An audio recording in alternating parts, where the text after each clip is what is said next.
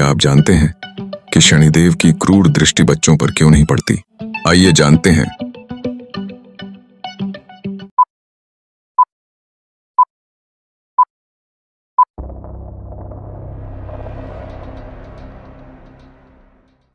धार्मिक ग्रंथों में शनिदेव के बारे में अनेक कथाएं मिलती हैं, लेकिन शनिदेव की क्रूर दृष्टि बच्चों पर क्यों नहीं पड़ती, यह रहस्य पिप्पलाद ऋषि के जीवन से जुड़ा हुआ है।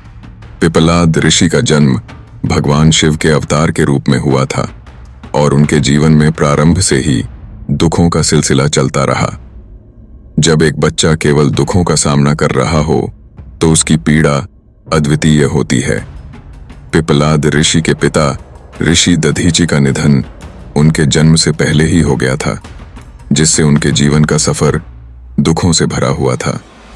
मां सुवर्षा का सती होना और बाल्यकाल में कष्टों का सामना करना पिप्पलाद ऋषि के लिए कठिनाई भरा रहा। ऐसे में जब ऋषि पिप्पलाद ने देवताओं से इन दुखों का कारण पूछा तो देवताओं ने उन्हें बताया कि यह सब शनिदेव की दृष्टि का परिणाम है। यह सुनकर ऋषि पिप्पलाद का मन उदास हो गया, लेकिन क्रोध की ज्वाला ने उन्हें प्रेरित किया। गुस्से में आकर ऋषि पिप्पलाद ने शनिदेव पर ब्रह्मास्त्र से प्रहार किया।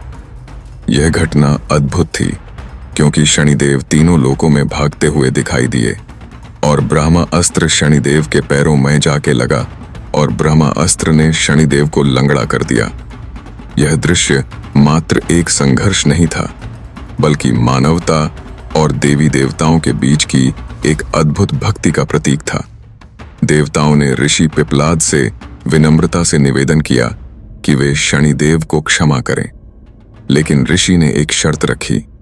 ऋषि पिप्पलाद ने यह कहा कि शनिदेव 16 वर्ष तक के किसी भी बच्चे को कभी कोई हानि नहीं पहुंचाएंगे।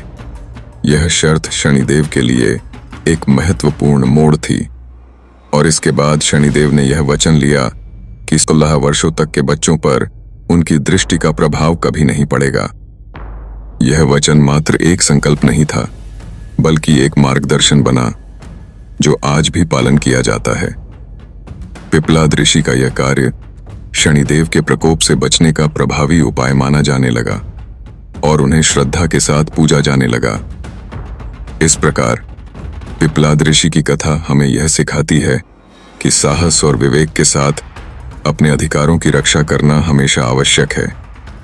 जो लोग पीड़ा में हैं, उन्हें समझने की आवश्यकता है कि उनके साथ अन्याय नहीं होना चाहिए, और यह कथा हर बच्चे के जीवन में सुरक्षा का प्रतीक बन गई है।